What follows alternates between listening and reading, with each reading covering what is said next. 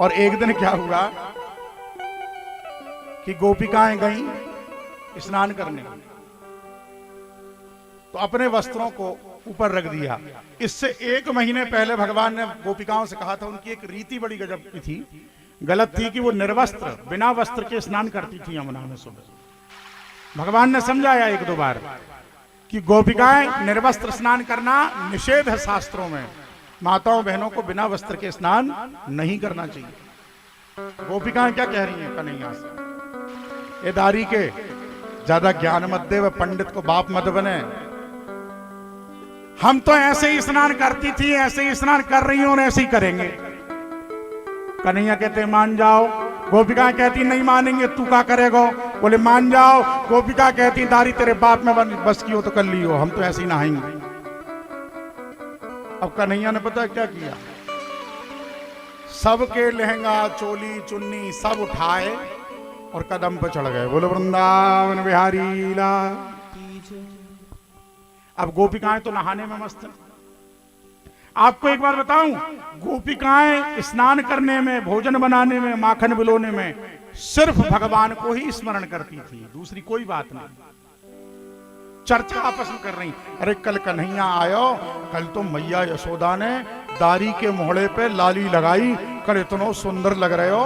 दूसरी गोपिकाएं बोली, कल तो मैंने दारी भींच लियो, कल तो मैंने पकड़ो, गाल में गुचका दिए और मुंह गारी दे के गयो दारी को। ऐसी बात कर रही हूं। थोड़ी देर बाद कहीं गोपी ने बोले बहुत देर हो गई, चलो घर, काम भी करना है। एक गोपी निकल के आई, देखा तो वस्त्र बोल, भाग के जल्दी से यमुना में घुस गई।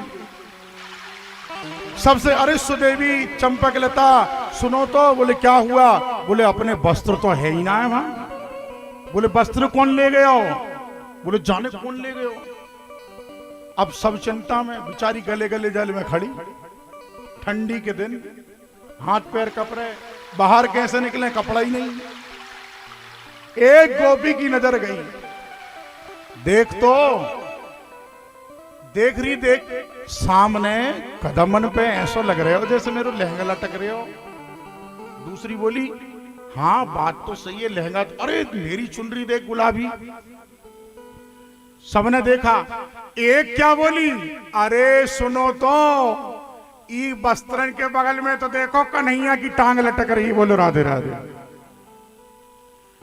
अरे दारी के, चिल्लाई, ए दारी के, तो शर्म ना आवे, गोपिकान के वस्त्रन को, महिलाएं के वस्त्रन को उठा के तू यहां चढ़ गयो। कन्हैया क्या कह रहे हैं ऊपर से, कौन ने कही मैंने वस्त्र चुराए, बोले दारी के रख के तो बैठे हो। तो कन्हैया गोविंद क्या कह रहे हैं, अरे तुम ना जानो ये वस्त्र ना है। बोले फिर क्या है, बोले मेरे कदमन के फूल हैं। वो दारी के इतने बड़े बड़े फूल आवे तेरे कदम में, अभी तक तो आए ना है। बोले अभी तक नहीं आए, ये 12 साल में फूल हो। क्या बोल रहे हैं कि 12 साल में फूल हो ये। बोले हमारे लहंगा जैसे फूल। बोले तुम रोज यहीं स्नान करती हो ना, तो इस कदम में ने तुम्हारी सुगंध ले लेके लहंगा जैसे फूल डाले। बोलो राधे राधे। भगवान को कोई नहीं फंसा सकता साफ तर्क में। बोले चल तू नीचे उछल के वस्त्र दे। कन्हैया क्या कह रहे हैं, पहले कान पकड़ो।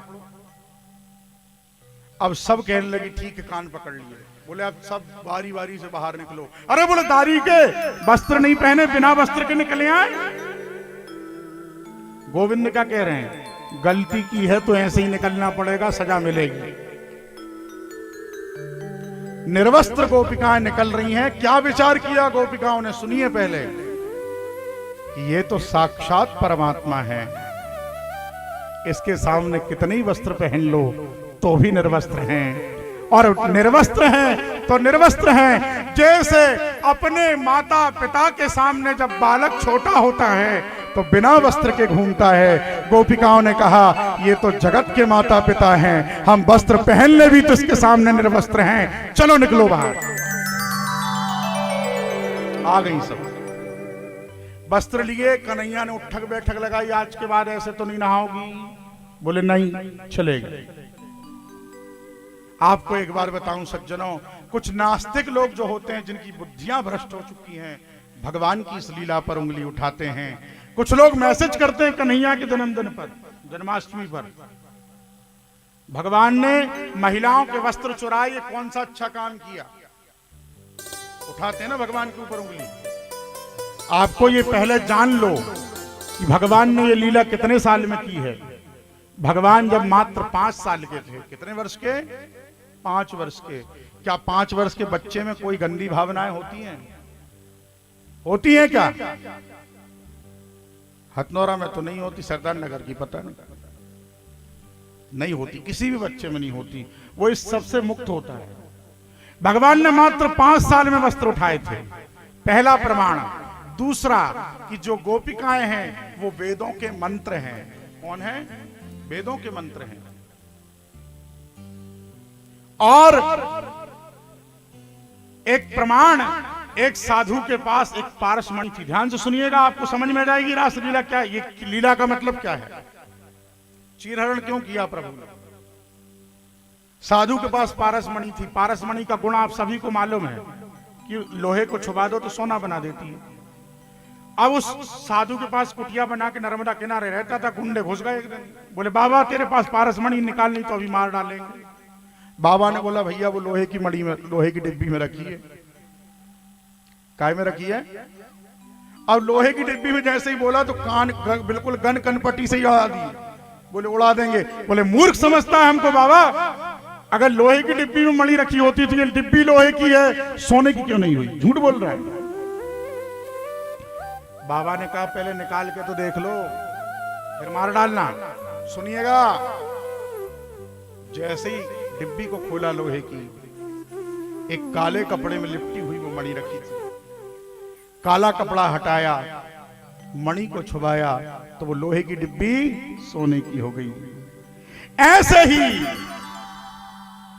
भगवान है वो पारस मणि, हम हैं गोपिकाएं। और जिन वस्त्रों को भगवान ने उठाया है वो वस्त्र अविद्या और अज्ञानता है। जब अज्ञानता का वस्त्र हमारे और परमात्मा के बीच में रहेगा तो भगवान हमें चाह के भी सोना नहीं बना सकते। इसलिए अज्ञानता का पर्दा हटाओ, जब परमात्मा रूपी पारसमणि हम जैसे लोहे को छुएगी और हम ईश्वर से मिल पाएंगे।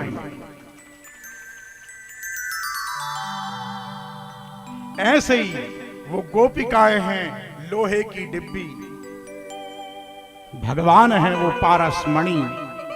और जिन वस्त्रों को प्रभु ने चुराया है वो है वो काला कपड़ा जो मणि में लिपटा था। बोलो राधे राधे। ऐसे ही भगवान हमारे अंदर उस मणि की तरह छुपा है, लेकिन हमारे दुष्कर्म, बुरे कर्म, पापों के कपड़े से वो ढका है। जब तक हम किसी सदगुरु की शरण में आके वो पाप का, अज्ञानता, मूर्खता और बुरे कर्मों का कपड़ा नहीं हटाएंगे, भगवान हमसे मात्र एक सूत दूर रहेगा। जिस दिन हम ये हटा देंगे परमात्मा से मिल जाएंगे। बोले चीर हरण भगवान की जय।